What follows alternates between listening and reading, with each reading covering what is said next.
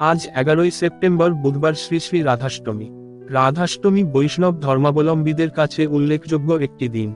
পবিত্র রাধাষ্টমী পালন করলে সকল মনোবাসনা পূরণ হয়, এমনটা মনে করেন অনেকে।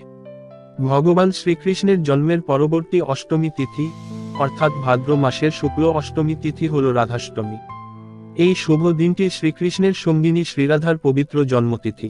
শ্রীরাধার জন্মস্থান হল মথুরার বাসনা। ভাদ্র মাসের শুক্ল অষ্টমী তিথিতে রাজা বৃষভানু এবং তার স্ত্রী কীর্তি স্বর্ণপদ্মের কোল আলো করে শ্রীরাধা তাদের ঘরে এসেছিলেন। রাধাষ্টমী বৈষ্ণব ধর্মাবলম্বীদের কাছে উল্লেখযোগ্য একটি দিন। পবিত্র রাধাষ্টমী পালন করলে সকল মনোবাসনা পূরণ হয়।